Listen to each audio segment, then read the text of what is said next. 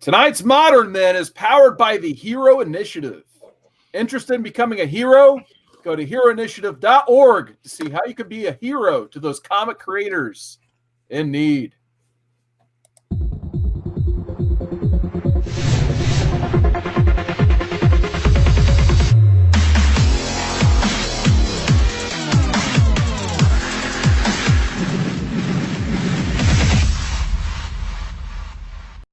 Hey, yo, what's going on, guys? We're live this week with Modern Men, episode 48. Is it really 48 episodes? Wow, that's crazy.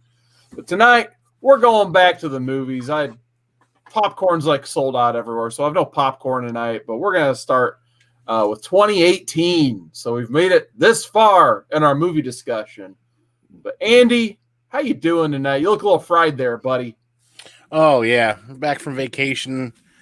Definitely a little sunburnt. Oh, man. Yep. Beard's a little crispy right now. Yeah, you popped the hat earlier. You're supposed to cut your hair, not burn it off. Wow. Nice we're sunburnt. Drew, how you doing down there? Oh, I got my nap in this evening, and so I'm feeling refreshed. Nice. Yeah, I was gonna say, you seem refreshed. You seem ready to go. We're going to be talking a lot of MCU tonight, so I know you're excited about that. But you know what I'm excited about? It's that chat. We got Ruben Guzman. He was first. He says, if you ain't first, you're last. Little Ricky Bobby over there. Shit, I was high when I said that. You're high on Mountain Dew. Well, you got Ricky Markstat. He says Markstat69 is here. I'm still trying to figure out what that means, but nice to have you in the chat, Ricky. We got ComicManAndy. He's in the chat as well, putting this guy on. We got Bad News Chris Barrett. He says Barrett 316. All of a sudden, everyone has a number gimmick. It's pretty sweet. This body's doing nothing. Great Legend Show coming at you live. He may still be live on his own channel, making him feed. Who knows? But happy to see the Great Legend in our chat tonight. I tuned in to his Red Dead Redemption 2 feed, and it was some fun. The Man in Black was having fun, basically. Interesting stuff. And then Ricky, Star Wars, close enough. No, I Am Your Father. One day we'll have to revisit all the Star Wars for the umpteenth time. But Chris Barrett says, so we're finally done with movies after this. I don't know. It depends how far we get. Whoa. They keep putting out movies. We'll keep using it as a fill-in topic. Yep. That's the fill-in is a good word. So tonight we're going to the movies. But first, we get the review based on the winning poll. Who would have thought Shirtless Bear-Fighter won the poll a couple of weeks ago? So, Drew, I know you're kind of salty about this one. I'm not really salty about it. I very much enjoy Shirtless Bear-Fighter. And speaking of poll, there's a whole lot of poll in the first issue of Shirtless Bear-Fighter. I'm just the thing is like this was our cat poll, right? Yes. So basically, the three of us couldn't come up with anything, and we're in a call, and Cat just happened to be there. Like, Cat, these guys aren't giving me picks. Just start rapid firing books, and this is what we got for a poll. So thank you, Cat. This is clearly the best of the bunch, in my opinion. Out of the books that I read, I thought that Shirtless Bear-Fighter was probably the best out of all of them. But I said that this would be a good episode for a movie topic where we just kind of babble on, because there's not much to Shirtless Bear-Fighter. There's at least some funny stuff. The reason I'm happy this one, I could just picture Andy laughing his ass off reading this whole thing. So we'll get into it. So Andy, what were your first impressions of this insane book? I laughed my ass off. I really did. Just the comedic dick jokes and the slapping around, and I enjoyed it. My first impression was that I had a lot of fun with it. Yeah, this was my second time reading, because I think I bought it off Trinity Entertainment, Jeremy Edwards, way back in the day. We did some holy moly, and I ended up with the whole 5 issues. And it took me until the last issue of this read through to see that slap sound effect when he does that quick turn with no pants on. I didn't catch that until my last read through of the last issue, and I just died laughing. I'm like, oh my God. But I could just picture them coming up with this concept at a bar on a cocktail napkin, and this is what we got out of it. Like, it's just so ridiculous. Drew, what was your first impressions reading this thing? I loved this book as it came out. Yeah, I think it might have been Kat who told me about the first issue. I went right back to my LCS that week after I'd picked up my pulls and was like, you got that Shirtless Bear-Fighter, put it on my list. And I read it as it came out, and I very much enjoyed it. I reread it today in probably about 20 minutes for the entire 5 issues. It's not a dense read. It is very quick. There's not a whole lot to it. You can take a minute to enjoy the jokes, I guess, and take your time with it. Or you can just kind of go along for the ride and let the humor hit you as it does. Very, very funny book. Lots of great action. The cartooning in this is just really great as well. It's not going to, blow your mind with, epic art splash pages, but there is a lot of fun and everything is very adeptly handled throughout the production of the book. I really enjoyed it. Yeah, absolutely. I just like the fact that, like, the other premise of this book is basically like there's this toilet paper company and they're wanting to tear down the forests where the bears live so they can make more triple ply toilet paper. And you have this what was it, like the forester? I can't remember what the main bad guy's name is right this second. His last name is Logging, though. Yeah. Logger. Yeah, the logger. But he's like he almost is what makes the book for me, just because, like, there's a part where he's interrogating somebody, and when he's doing this, he all of a sudden he has to take a crap, but then he makes these hypnotized bears bring a golden toilet in and wipe his ass. It's ridiculous.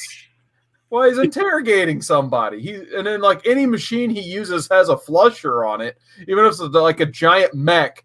Like, the way he gets beat is Shirtless Bear-Fighter just flushes him down his own toilet. His giant toilet robot. Yeah. Yeah. Yeah. The thing I loved about it as well is that he's the brother, right? Shirtless's big bad is the brother of his lover who was murdered by his own brother, who's a giant fucking bear. And it's just like the logger's big deal is, like, not only is he a villain because he's like the toilet paper, like, shit guy, but he's also a logger who's cutting down the forest to make all the toilet paper. So he's basically wiping his ass with Shirtless's habitat, which is kind of a funny deal. But I tell you what, man, this entire book, the funniest panel is when the bears find baby Shirtless in the woods, and he's already got that swinging hog. He's got this giant, like, 4-foot dick on this baby. It's just, what the fuck is going through these people? You missed the beard too. The beard. Oh yeah, the beard is like inherent. Yeah, he's got to have the beard. But I mean, Jesus. There's like another panel, like the first bear in this bear outbreak that gets into the city. Like, the humans find him when he's like scratching his butt on a building. He's like, "Oh yeah, Barry scratches butt on America," and then that's when they decide to attack him. Finally, it's so random. I think my favorite panel, it's the only one I uploaded. It was this one right here, and it's just like the girl he is with, who's like a special agent of something, is in a monster truck with this bear and toilet paper on it, while another bear is driving. Indicates she's the mom. And I could just imagine. Could you imagine Procter and Gamble or Charmin having a monster truck of their own? I think that would be great. There's got to be a Charmin monster truck. Yeah, absolutely. So I can just picture it in the real world. Like, what if Charmin had a monster truck? Like, what if our bears kidnapped the girl and then she was driving a monster truck full of toilet paper, and then the other ones are just semis? So it's absolutely ridiculous. This is a great mashup in a late night at a bar between a couple of people. Absolutely. And what if the Charmin bears got involved in this? And then one of my favorite parts in the book were the 3 loggers that said, "Oh, we quit our jobs as comic book editors to create our own," and then it stops them mid-sentence while they're getting attacked. See, I imagine like they took a lot of influence from that book, Grizzly, Shark, and Sea Bear. I think that was Jason Howard and Ryan Otley. But that was a one-shot. I think that's my biggest criticism of this book. It probably should have been that same format. Like, I read the whole trade. I got it on the Hoopla app, the library app, so I could they let me borrow it for free. because there was a library. And yeah, it took me obviously longer than 20 minutes, but there was a lot of filler, I think, in this to get it to 5 issues. And I feel like if it was like a 64-page one-shot, it would have been a lot better paced, in my opinion. Like the whole story with like the old like broken down chief and then his heel turn, like I didn't need any of that storyline. He had some good one-liners, especially when they go and find Shirtless. Like he's like almost the main character, and then it switches to the girl by like the second or third issue for whatever reason, and so he can turn heel and she can be like the new guy that's flirting with Shirtless. But I just thought that was a little bit weird. Like she's like, do we have time to be eating pancakes? He's like, she makes flapjacks. Just stare at pictures of cats on your phone. Yeah, no, that was. Yeah. Oh, to be paid in maple syrup and flapjacks. Yeah, he's like flipping through flapjacks to count them like money. Like, I like when he tried out the maple syrup. It's like drugs. He has to put it on like the back of his gums to get the total. He's like, we got nothing but the back. It's good stuff. Like he says no, and then like the after effect kicks in, and he's like, "All right, I'll join you." It's just like if there's anything ridiculous to throw at the wall, they just threw everything. Like I like how like his kryptonite is wearing a shirt. Like when they finally sit him down for his interrogation, he has to be wearing a shirt, and that lady has to come rip the shirt off of him to get his powers back. So this book is just so stupid. Absolutely. Actually, I got to shout out the chat real quick because there's one guy just hopped in. I would love to see you review this book, and that is Downright Nerdy Podcast. If you have not read this book, man, I think you would really enjoy it. So DMP in the chat. And we still have the great legend. He says, Shirtless, written by Eric Powell. Nah, unfortunately, is not. It's like Jody Leahup. And then there was a co-writer as well. I had it. Oh, here we go. And Sebastian Gerner. I've never heard of either of these writers, but apparently they came up with a great idea at a bar, is my guess. So, and Nil Vendrell is the artist. So, Drew, you already said you like the cartoony style. Andy, what did you think of the art in this book? I enjoyed it quite a bit. It really fit this. It really did. It wasn't so overly detailed that it went crazy, but it had enough detail for you to, fill in where it needed to. And there was a lot of great, funny ideas worked into this that I had to stop and slow down and catch. Like one of my favorite parts when they're in the helicopter and they're talking about Shirtless. And they're talking about his past and where he came from. He pulls out the FBI file and they open it up, and the picture of Shirtless actually is like a clone copy of Sasquatch. It's one of those pictures where he's sitting there. It's the famous Bigfoot picture. Yeah, the blurry Bigfoot picture. Yeah. I enjoyed it quite a bit. I thought the characters were very fitting. I liked the color schemes a lot. And the cartooning, as Drew said, was pretty damn good. Nice. So, like I said, not a very deep read like a lot of things we review here on Modern Men.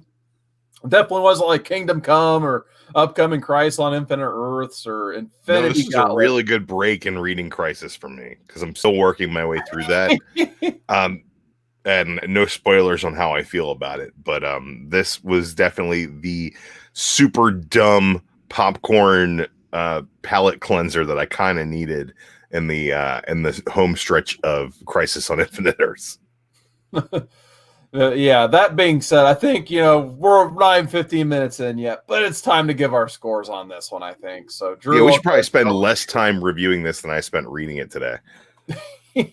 Go ahead with your score, bud. Easy 8.5. Nothing really to hang your hat on to take with you into life. No lessons to be learned. No giant artistic statements being made. But a very solid book with solid lulls along the way, and really well produced. I like the look of this book, and it made me feel good reading it. What about you, Andy? I had solid 9.0 for me. I enjoyed it quite a bit. Enjoyed the art, enjoyed the colors. And just colors were great. Mike Spicer on the colors. He does the colors for the first 2 volumes of Headlopper. First 3 volumes of Headlopper. 4's coming out and it's got Jordi Belair on it, but Mike Spicer did the colors for the first 3 volumes of Headlopper. So check out Mike Spicer's work. Yeah, and there's something about the way that they did the colors that just was very fitting in this for me. And like Drew said, it wasn't extremely taxing read. It was just a fun sit back, read it. Oh, I gotta go chase my toddler or something like that and pick it right back up later. And yeah, 9.0 for me. Yeah, I think I'm going to go probably solid 8.0 on this one. Blue label, none of the gold gimmicks or anything, but it's just a nice one and done. Quick read, like Drew said. You'll have some laughs. Recommend it to people like, bright, fun comics, but obviously next week we're going to be doing the opposite of that, I think. We're going to get down and dirty and crazy because we're going to review The Boys Volume 1. It won our poll last week, and I heard from a buddy of mine named Chad that he might want to be on next week's episode because he's a big fan of The Boys. So I figured with it re-premiering on Amazon Prime, it's going to be a good time to read that. So check back next week for our review of The Boys. But we're going to go to that chat first, and then we're going to talk about some movies here. So we got the great legend show in the chat. He's talking about merging a quantum reality of one Earth into the next Earth, almost like quantum data overriding that data that was already there. Okay. It's talking about the Mandela effect. Oh, okay. I was going to say, I picked the wrong one to read first. Chris Barrett says the picture of Bigfoot after he got caught. I'm just going to keep going. And then Downright Nerdy Podcast is still hanging out in the chat. Oh, okay. Now Ricky marks that talking about the Mandela effect. So it says we are level 9 in DruManchu, which we won't be talking about tonight because it wasn't based on a comic book, I guess. But anyway, we're going to be going to 2018. So I believe last time we concluded on Justice League, and we had a lot of things to say about Justice League. We won't revisit that one. So we can talk about that again later this year when the Snyder Cut comes out and it's not any better. Hashtag keep the Snyder Cut. But anyway, we're going to power forward into a phenomenal movie. A great way to start 2018, but it's a bittersweet time to be talking about this because unfortunately the world just lost Chadwick Boseman. It's heartbreaking to say the very least, but the first movie on our list, February 16, 2018, Black Panther came out. So Drew, I'm gonna let you start talking about this one. Man, Black Panther is a good movie. It's touted as being a great movie. It is not. It is severely plagued by pacing issues and repetitive plot points, and the fact that the main character is overshadowed by everybody else in his own movie. Beyond that, I think that Black Panther was a great boon for Disney and Marvel Studios. Obviously, one of the most successful financially of the Marvel movies, and a cultural touchstone for a lot of different people around the world. So you got to celebrate it for what it accomplished and not where it left lacking. I think that the final battle, third act, is a little weak. I think that there are too many fights on waterfalls in this movie. One fight on a waterfall is probably enough. But beyond that, Killmonger was great in this flick. Did anybody think that Claw was going to be so much fun after his appearance in Age of Ultron? I think he was fantastic in this movie. You got M'Baku showed up and had so much personality. I just think that the cast of characters in this movie, for Chadwick Boseman to show up in Civil War and be as good as Black Panther as he was, to then be overshadowed by just the awesome cast they threw in this flick. That to me is not a dig on him as much as it is a celebration of characters like Killmonger and Claw and M'Baku and Agent Ross or whatever. What was his name? Everett Ross. That was it. Everett Ross. Yeah. Yeah. He, Bilbo Baggins did a good job in this movie too. So it's like, everybody showed up and did exactly what they were supposed to do. And I think Okoye was definitely a bigger character than anybody really expected any member of the Dora Milaje to be. Especially if you read the comics, they kind of just are kind of quiet and stand in the background. But they did some cool stuff.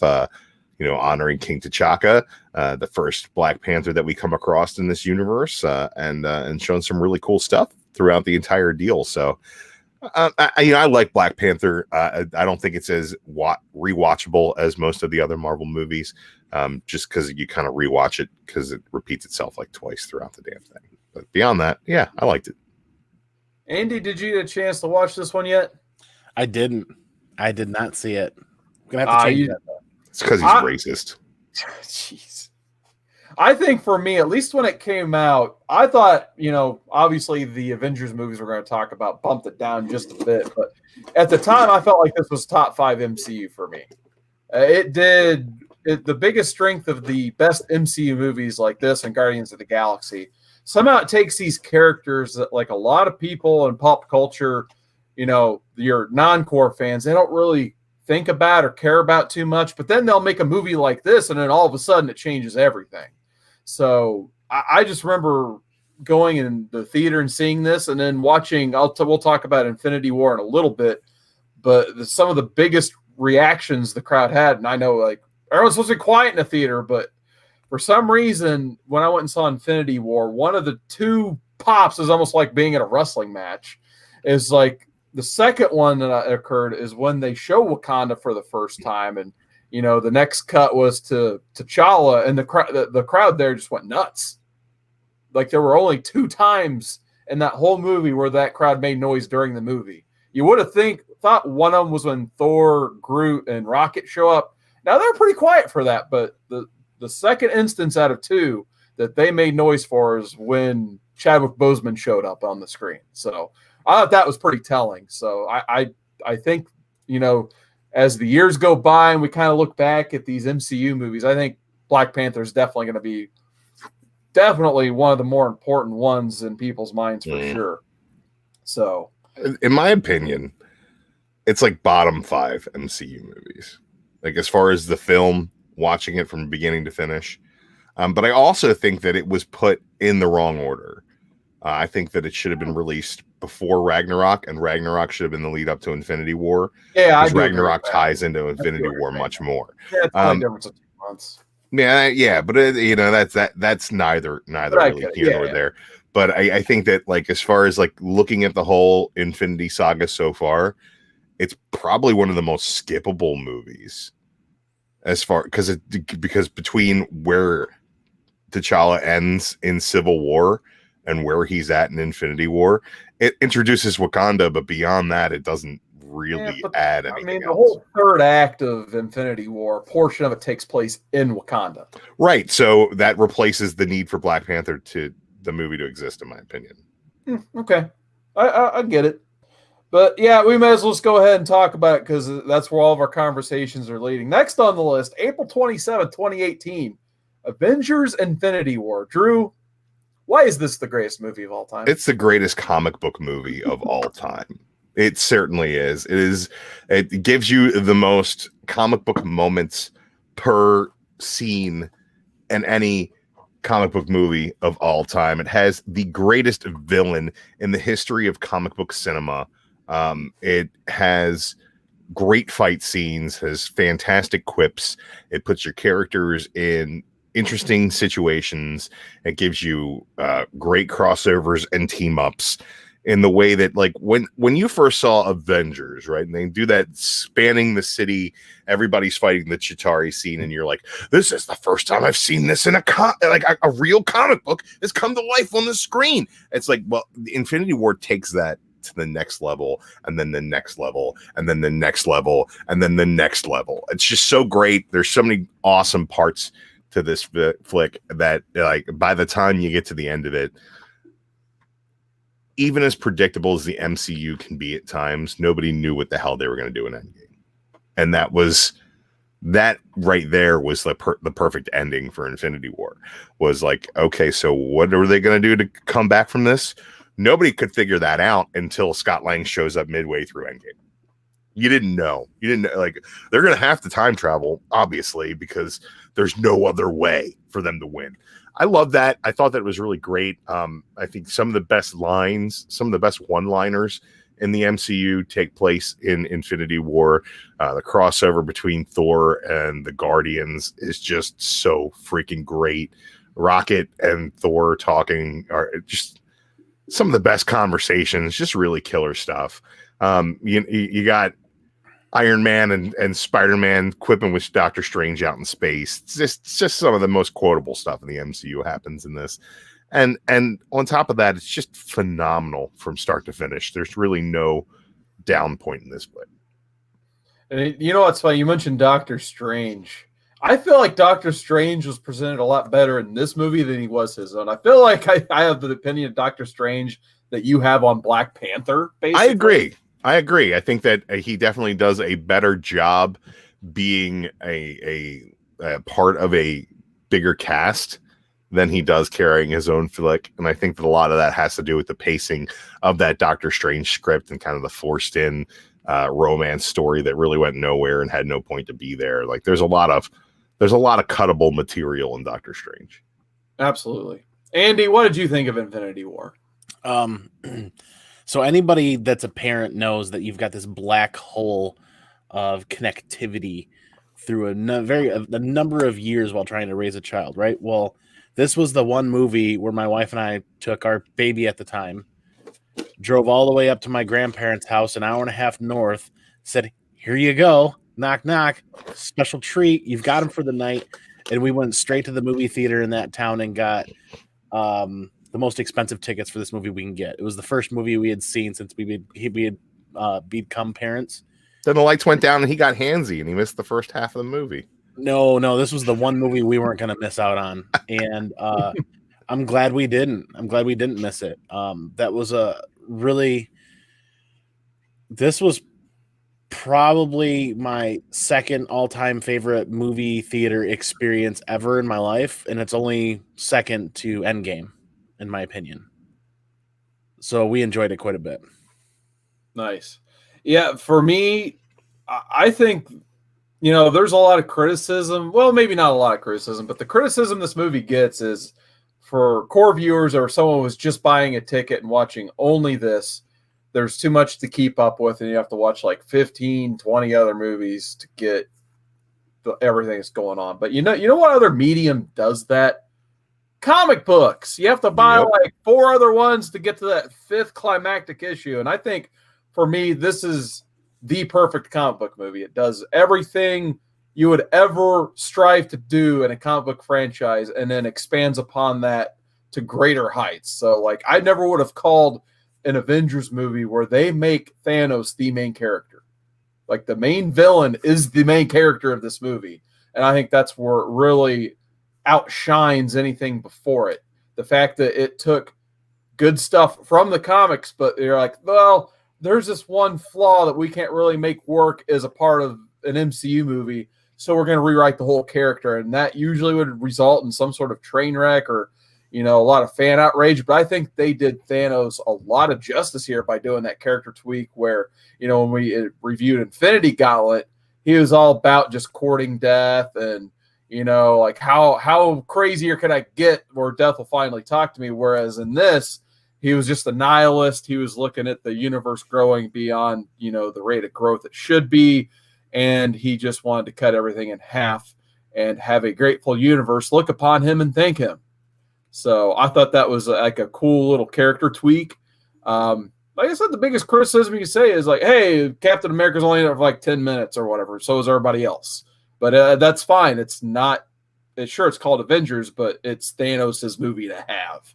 And boy, did he take it. So, Drew, you put it perfectly. Like when it gets serious, there is no movie more serious than that in the MCU.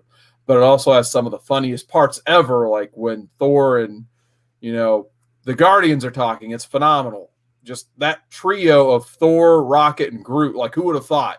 Like, that's such a great trio right there. And then the other trio is Spider-Man, Iron Man, and Doctor Strange. It's great as well.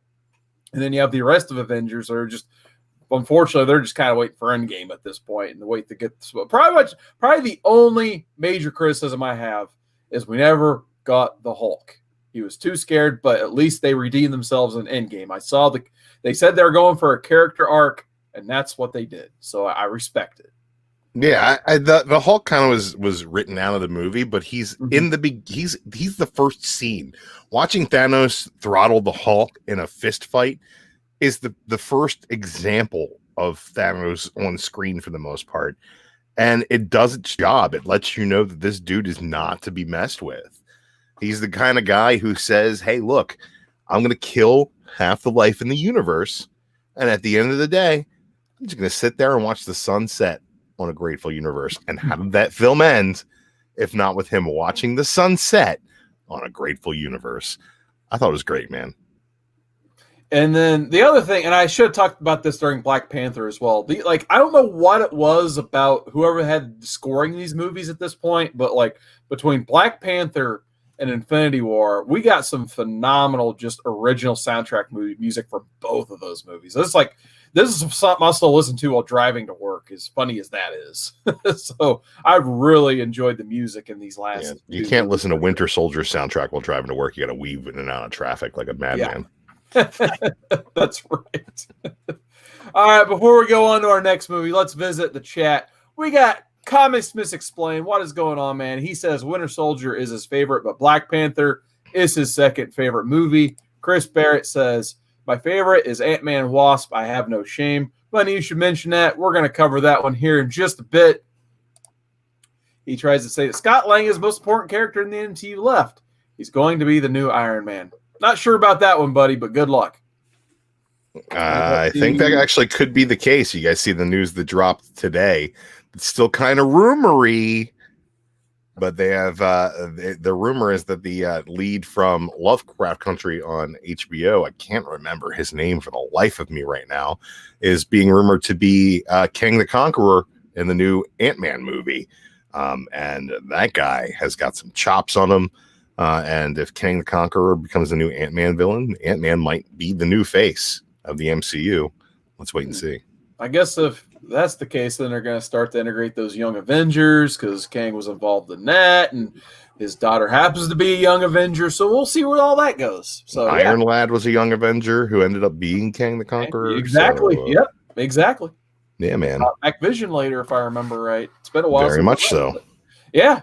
Who knows? There's all your spec fun right there. Have fun, guys. But next movie, Deadpool 2. So, Drew, did this live up to the first one? I enjoyed Deadpool 2 immensely. Was it as good story-wise as the first one?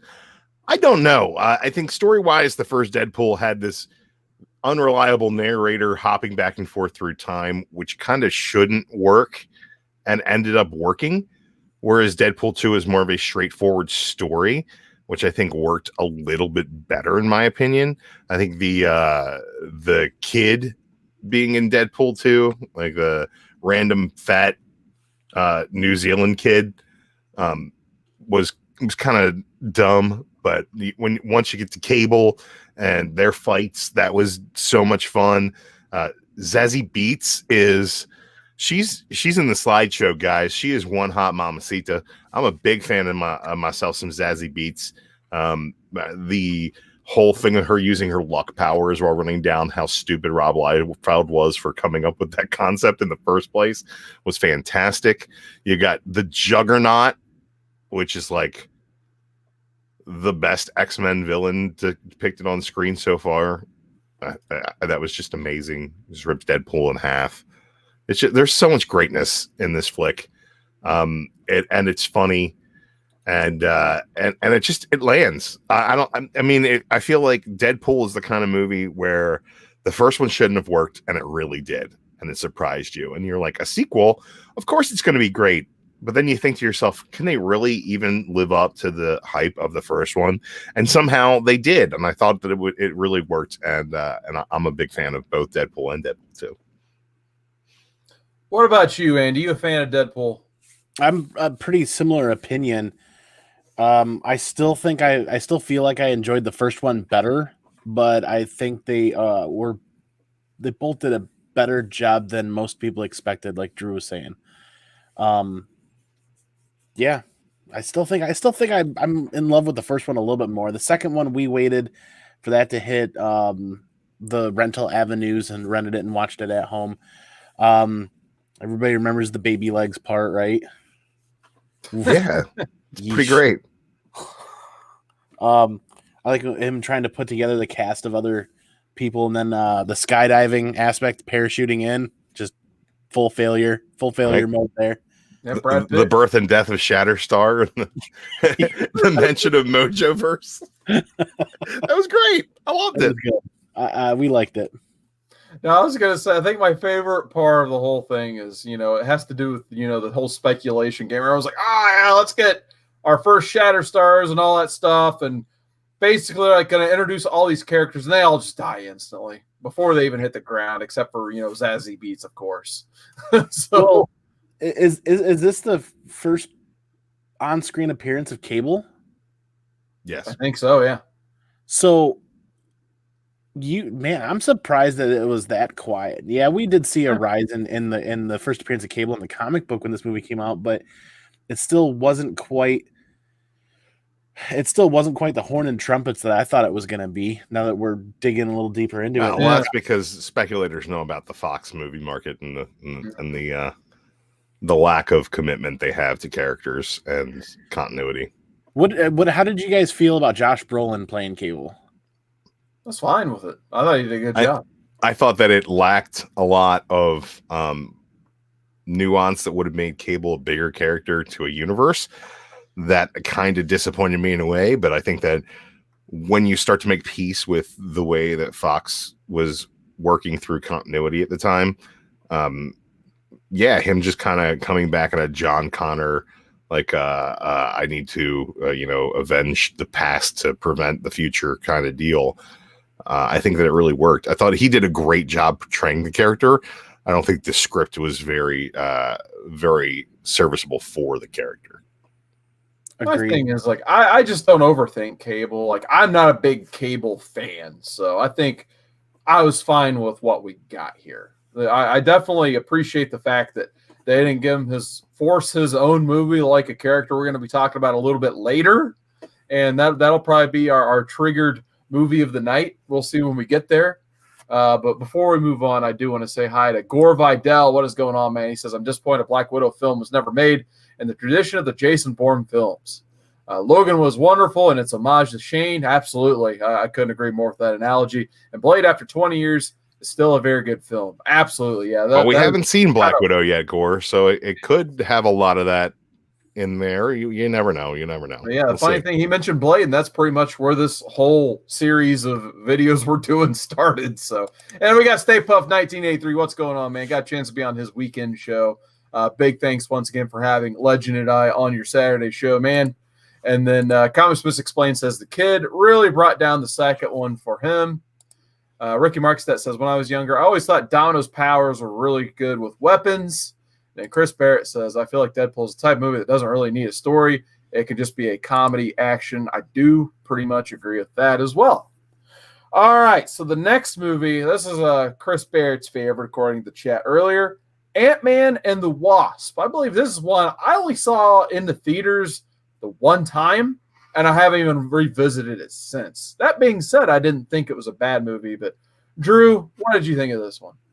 I really enjoy a lot of the Easter eggs that they toss into this flick, more than I really enjoyed the movie itself. I think that the script doesn't really have the kind of power to pull you through it. I think that a lot of the action scenes were great. I liked seeing Evangeline Lilly utilizing her powers as the Wasp, and I thought that she really shined in that role.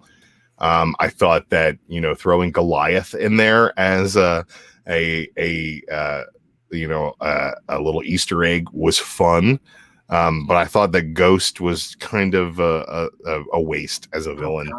I think that we saw some really cool stuff with the quantum realm, and I think that it did a whole lot more setup than it did on delivery of just about anything else. That being said, it's a rewatchable flick. It's fun. There's just not a lot to it. Yeah, you just reminded me of a lot of things. Like I said, I only seen this movie, I think, in theaters the one time. And my biggest issue with it was, you cast Lawrence Fishburne as Goliath, an older one, of course, because Hank Pym in their universe is older. And not only do they not do too much with him, but then he's just like randomly a bad guy. So I don't think he was a bad guy as much as he was doing bad things for a good reason. I still didn't care for it too much. Like, he's every random evil scientist in the Marvel universe. Like that's really what they're like. Oh, I'm not a bad guy. I'm just doing these terrible things for unconscionable reasons. Like what? Okay. But yeah, I felt like Evangeline Lilly did steal this movie though. She got a much better screen presence this time around. I think it benefited a lot from that. I like the throw in Michelle Pfeiffer at the end there. I wanted to see a little bit more from her character. So I hope if they do that third one, she is cast higher up and they do more with that character for sure. And of course, Michael Douglas. But you gotta love Michael Douglas in any role. So at least they brought those guys back. So if they do a third one sooner than later, I have high hopes for it. But yeah, this one was just middle of the road for me. It was in like lower MCU territory for me, in my opinion. It's got to be closer to the bottom, maybe, Thor Dark World territory probably. And we reviewed that as well and didn't think it was a bad movie, but it just isn't as strong as some of the other movies. What about you, Andy? Did you get a chance to watch this one? Yeah, we waited till it came out via the rental route, like many parents of young children have to do to some degree. I can't wait to start bringing them to the movie theater. I really can't, but I'm wholeheartedly with Drew on this one, where I feel like it does more to be that initial volley or setup for the multiverse, or I forget what it's called. Not Quantum Realm. The Quantum Realm, yeah. Where the movie in itself was very forgettable for us in lots of parts, but it did a great job setting up that stuff for the Quantum Realm leading into. So it plays a very big role in the MCU overall for us. It is an important movie. It's one of those ones where if it popped on TBS or it popped on TNT or some other channel on cable network on a weekend, I would let it roll and I'd watch it for the day. In fact, I might watch it tonight now that we keep talking about it. But it's a fine flick. I mean, it's there's not a whole lot to write home about it, yeah. But it is definitely a fun movie. Mm-hmm. All right, next up on the list. So we had a lot of good hits so far, but unfortunately the summer ends and these like fall October movies start hitting, and one of them some people really liked and some people hated. Venom. Andy, did you get a chance to watch Venom yet? I did. I'm gonna be the other side of the coin here and say that I liked it. I know there was a lot of acting issues, there was a lot of script issues. What I liked more about Venom than in itself was this was the opening volley, right? We're gonna get a Venom 2. We're gonna lead to many other things. There is some acting issues, but I will rewatch this again and again, and I did enjoy it for the action. You finally get to see Venom done somewhat well on the screen. There are lots of bits and pieces that aren't as memorable as I'd like them to be. The end fight scene had a lot of issues, but dude, they dropped the hammer at the very end with Cletus Cassidy and that terrible, terrible haircut. But I loved where they left it. I loved where they set that up, and I remember pining for weeks and weeks and weeks, waiting to see what everybody was going to talk about at the end of this movie and the setup for Carnage to make it into the movie scene. And it's been a couple of years, and now we're finally getting there, but it's still kind of quiet, surprisingly, in my opinion. What about you? It wasn't that great? I don't know. Venom 2 is set to be directed by Andy Serkis. That is the only thing it has going for it at this point, in my opinion. I thought Venom was absolute trash. I thought that Spider-Man 3 serviced the character of Eddie Brock and Venom. If the CG wasn't worse, that's fine. The CG was definitely better in Venom. I think the Venom character looks more like Venom and talks more like Venom in the Venom movie, but the origin story of Spider-Man 3 is 40 million times better than whatever this drivel is. There's no Spider-Man in the damn thing, but he still has Spider-Man-like powers. Fucking why? Why? Why? He's got a giant spider on him. Fucking why?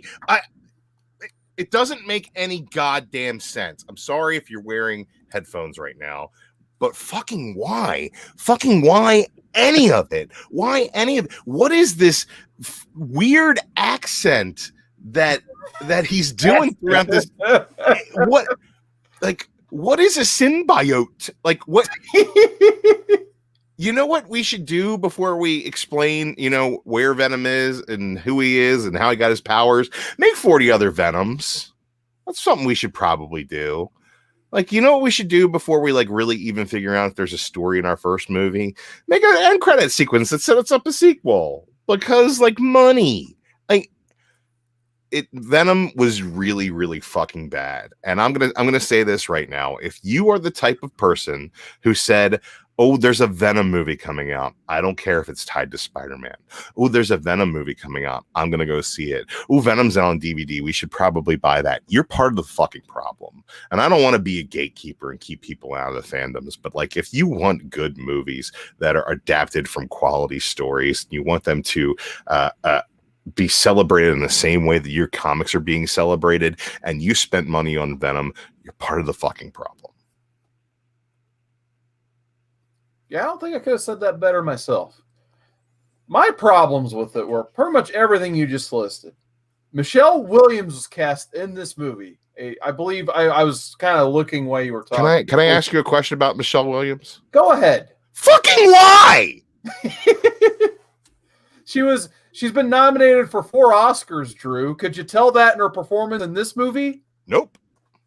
I thought it was a cardboard cutout they just had hanging around the set for a while. I got confused. But anyway, I was just I don't remember. Oh, yeah, Padme and Thor. But anyway, the accent is what was going to be my turtle trigger, but you beat me to it. So, yeah, the accent, why? Seriously. That was not of this country. I don't know what country that was. Tom Hardy's accent of him from wherever he's from. I'm actually going to look it up now. It says he was born in London, England. He was born in the dog. You merely adopted it. I would have rather him sounded British at this point than whatever that accent was in this movie. That was of no kind. It was from I guess Brussels, wherever Van Damme's from. It was the same accent of him pretending not to be American, but he's pretending to be American, but not American. Right. And it was just a train wreck. And yeah, the symbiote thing, the point where it was in the trailers, and then someone's like, it's not pronounced symbiote, it's symbiote. It's an actual, it's something that's actually technically real.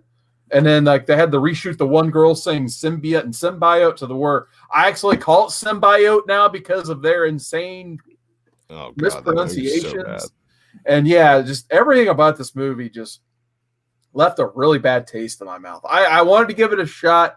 I did want it to succeed. I mean, just, why wouldn't we want a comic book movie to succeed? Then they'll keep making more and we'll get to see all of our fun favorite characters. But when they get treated like this, no. You know what? I think that it does deliver on giving you Marvel does this thing where they're like, oh, we're not going to give you an exact adaptation, but we're going to deliver the moments. And I think that Venom does succeed on delivering the moments. I just think that all the connective tissue in between is just so much nonsense to me that it's just so convoluted for the point of no, we don't have Spider-Man in this movie. You just shouldn't have fucking done it. That's the reason why the Silver Sable movie is never going to come out, because you shouldn't do a Spider-Man villain movie without Spider-Man in it. It's just a bad idea.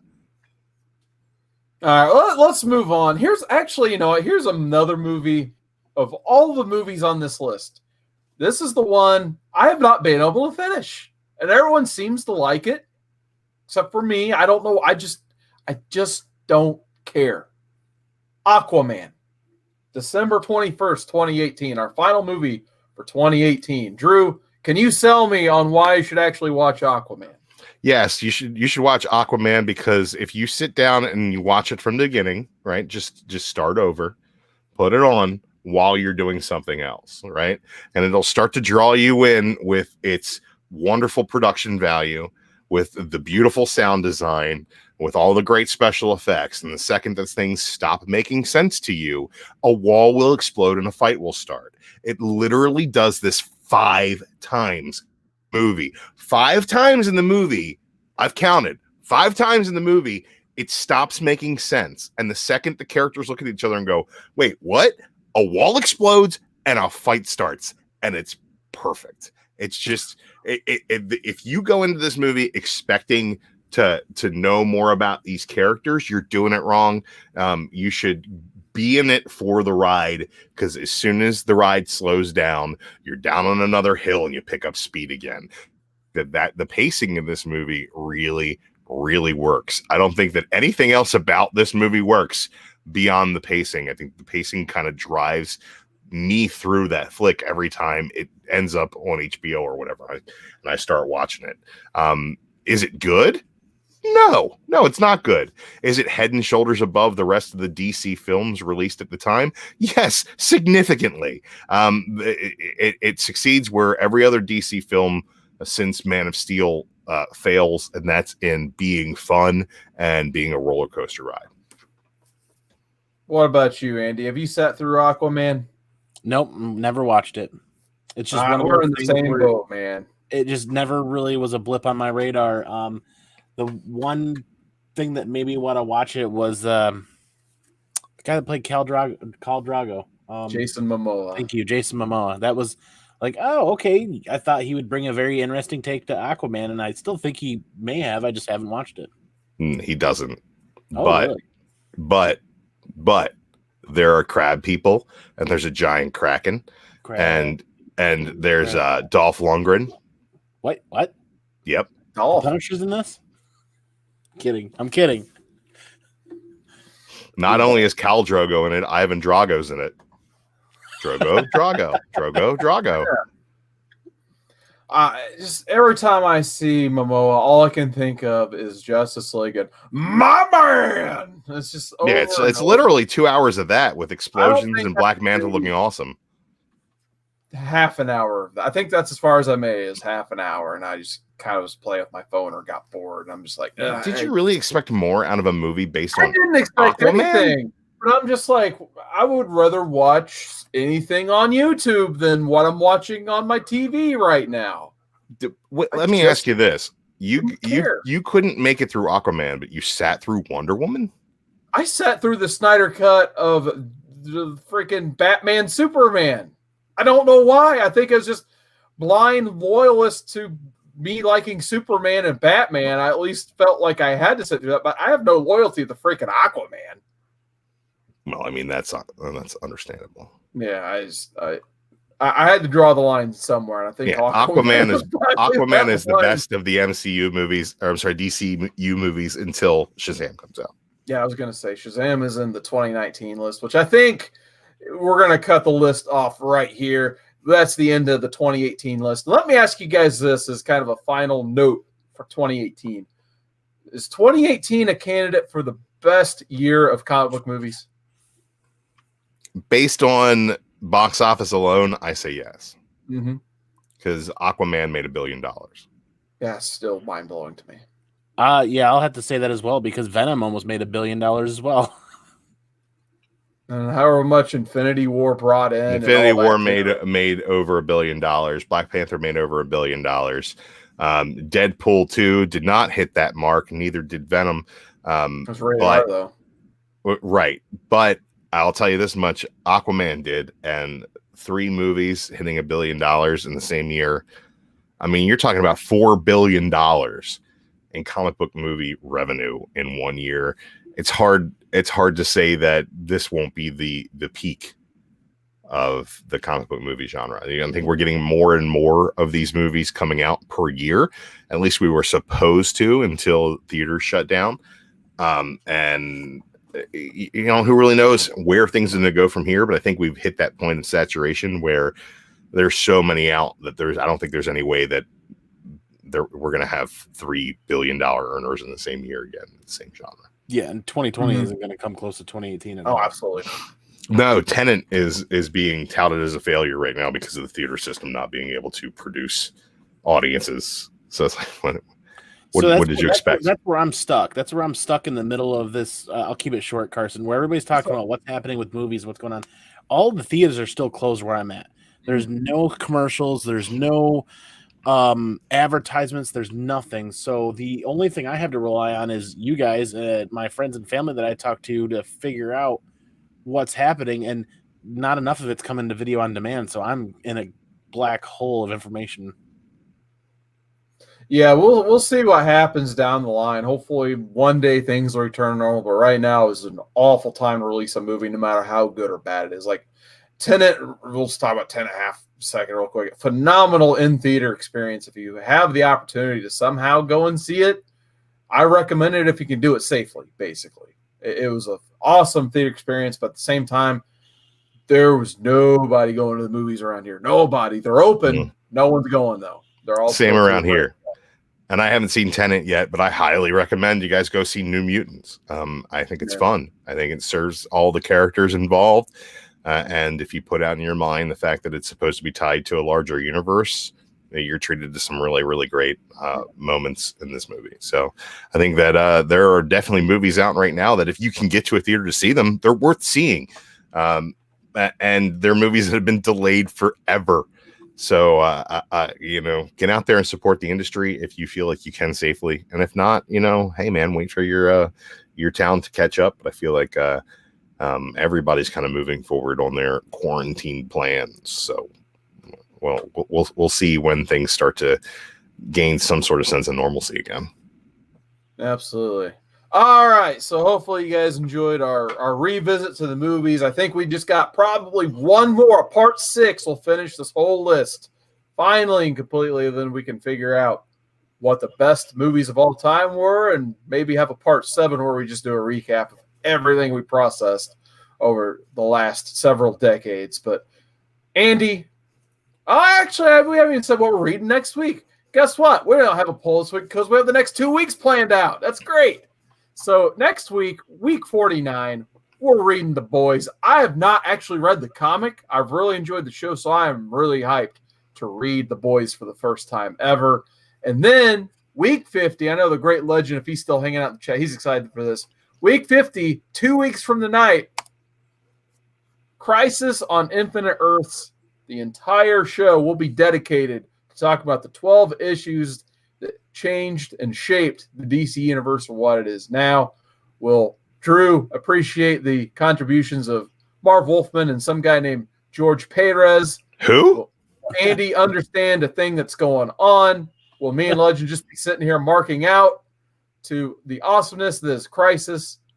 You got to tune in and find out. I cannot wait.